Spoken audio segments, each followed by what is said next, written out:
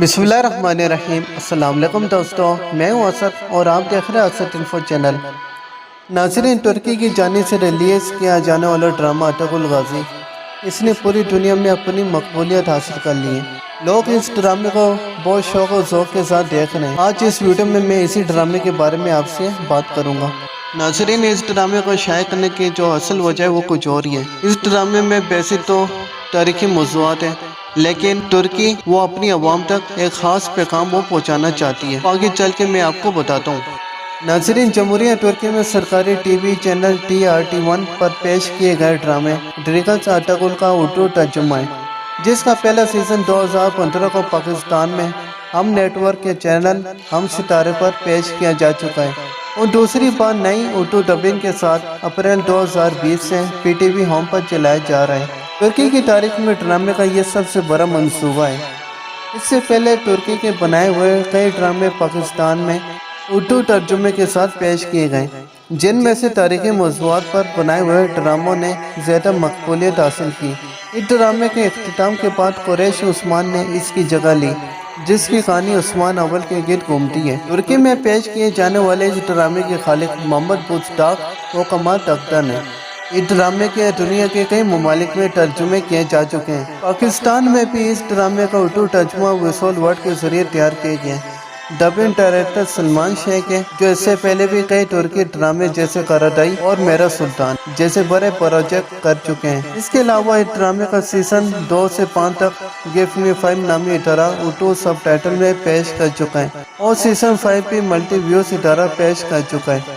ترکی میں یہ ڈرامہ دسمبر 2014 میں پیش کیا گیا، اور پہلے سیزن میں اس کی 76 قسطیں نشر ہو چکی ہیں۔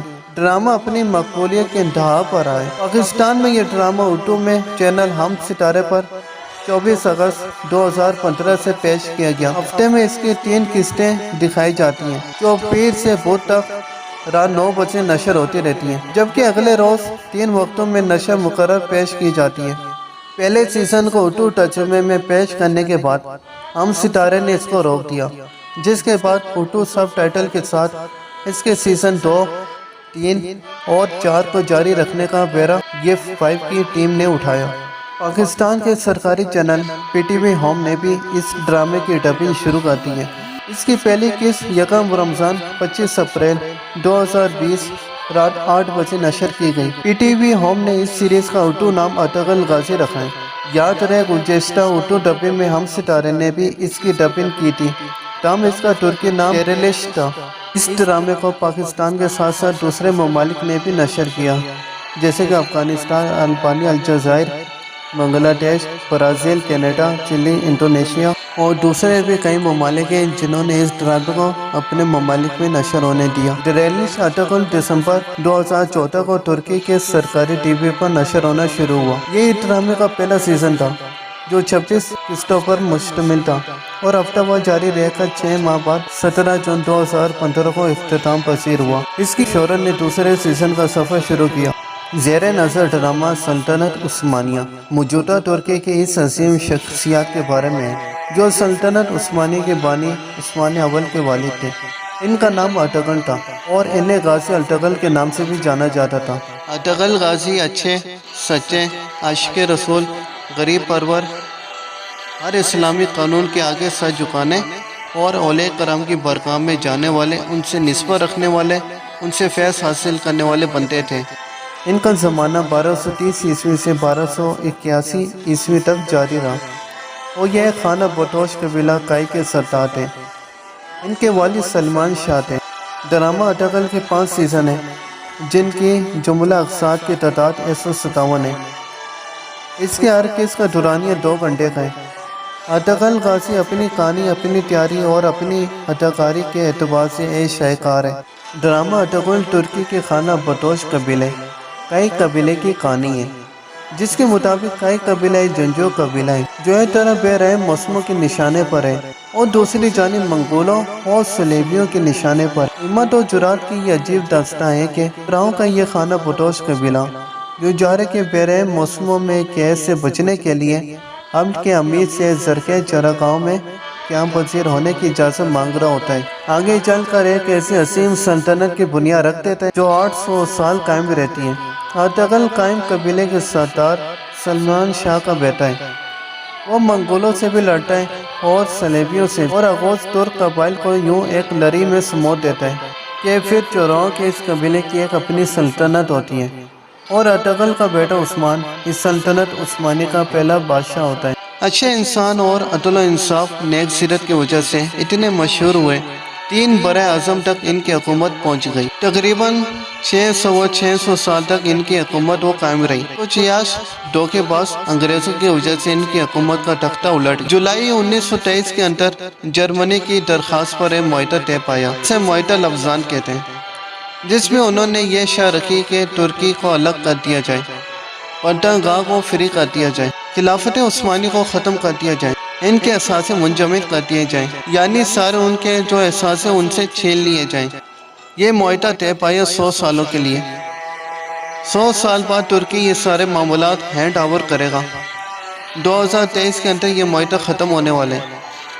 اصل میں اس ڈاکومنٹری کو تیار کرنے کی وجہ یہ ہے اپنی قوم کو ماضی میں لے جائیں اور اصل حقیقت وہ اجاگر کرے، اپنا کھویا ہوا وقار وہ حاصل کر سکیں۔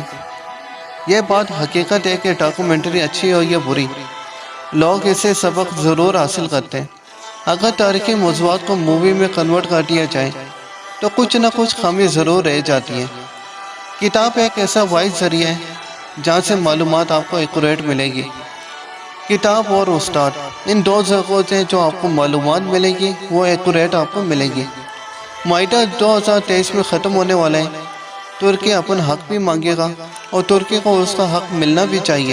ترکی ضرور کچھ نہ کچھ کرے گا۔ جب سے یہ ڈاکومنٹری شائع ہوئی ہے، عالم میں کفر اس سے بہت لرزا ہے، وہ اس کے خلاف انگلیاں اٹھا رہے ہیں، کیونکہ ان کے 100 سال یکدم پھرنے والے ہیں۔ دوسرے ان لوگوں کو تکلیف ہو رہی ہے جن کے عقیدوں میں خلل ہے۔ جب بھی اس ڈرامے میں سرکار عالم صلی اللہ تعالیٰ علیہ وآلہ وسلم کا نام گرامی اس میں گرامی آتا ہے، یہ لوگ ادب کے ساتھ سینے پر ہاتھ رکھ کر سر کو جھکا لیتے ہیں، انتہائی محبت کا اظہار کرتے ہیں۔ بزرگوں سے فیض لینا، جنازہ پڑھنا، اس کے بعد دعا مانگنا، بزرگوں کی سرپرستی میں دین کا کام کرنا، صحیح کو صحیح، غلط کو غلط سمجھنا، اہل بیت صحابہ سے عقیدت کا اظہار کرنا، مسیح و مدارس کو بنانا، انہیں قائم رکھنا، انہی سچی باتوں سے ڈاکومنٹری کو روکا جا رہا ہے۔ اس کے خلاف فتوے بھی دیے جا رہے ہیں اور کئی ممالک میں اسے بین بھی کیا جا رہا ہے۔ ناظرین، اپنی ویڈیو کا اختتام میں ان سنہرے الفاظ کے ساتھ کرنا چاہتا ہوں۔ اگر تم نے اپنے دشمن کو اپنا وطن ہی نہیں بلکہ ایک پتھر کا ٹکڑا رکھنے بھی دیا تو مصائب ہم پر آ پڑیں گے۔ جس کا کوئی خواب نہیں اس کا کوئی مستقبل نہیں۔ ہمارے دشمن کی طاقت ہماری بہادری کی علامت ہے۔ اگر ہم گر جاتے ہیں تو پوری اسلامی دنیا گر جائے گی۔ جب تک ہم اپنے عقیدے اور روایات سے مضبوطی سے وابستہ ہوں گے، ہمارا سر نہیں جھکے گا اور اسلامی پرچم بھی نہیں گرے گا۔ جب تک ہم اللہ کے راستے پر چلیں گے، کوئی بھی ہمیں گھٹنوں کے بل نہیں گرا سکتا۔ اگر آپ کا دل خالص اور پاکیزہ ہے تو دنیا کی کوئی شیطانی قوت آپ کا محاصرہ نہیں کر سکتی۔ الفقار سے اچھی نہ کوئی تلوار ہے اور نہ علی کرم اللہ تعالیٰ وجہ الکریم سے بڑا کوئی بہادر زمین پر۔ اصل ہیرا وہ ہوتا ہے جو نیچے گرتے ہی اٹھتا ہے۔ وہ ٹانکتے ہیں ایک تلوار دوسری عقل۔ آج تک کوئی ایسی تلوار ایجاد نہیں ہوئی جو عقل کو ہرا سکے۔ مجھے موت کا ڈر نہیں، لیکن وہ آخری سانس میرے لیے حرام ہوگی، اس سے پہلے میں ہتھیار ڈال دوں۔ ہمارے اسلاف کی داستان بچوں کو سنانے کے لیے نہیں بلکہ مردوں کو جگانے کے لیے سنائی جاتی ہے۔ جہاں انسان جاتا ہے وہاں اس کا رزق پہلے سے ہی پہنچ چکا ہوتا ہے۔ خیانت اور دھوکہ دہی سے کوئی کامیابی حاصل کرنے کی بجائے موت کو ترجیح دیتے ہیں۔ کی راہ پر چلنے کو میرا رب کبھی تنہا نہیں چھوڑے گا۔ جدوجہد ہماری مگر فتح اللہ کی ہے۔ ہم یا تو غازی بنیں گے یا شہید، مگر ہماری تلواروں کی جنکاریں ہزاروں سالوں تک سنائی دیں گی۔ مایوسی ہمارے لیے حرام ہے۔ ہمیں اللہ کی رحمت سے مایوس نہ ہونے کا حکم دیا گیا ہے۔ اگر ہم نے آج ڈر کے مارے بزدلی کی چوریاں پہن لی تو ہماری نسلیں ظالموں سے کانپیں گی۔ تمام جہاں پہ اگر ظالم ہو جائیں تو بھی ہم ظلم سے نہیں ڈرنے والے۔ گھوڑے پر کبھی سوار ہونے کی کوشش نہ کرو جس پر تم قابو نہ پا سکو۔ تلوار اس کے ہاتھ میں جچتی ہے جسے چلانی آتی ہے۔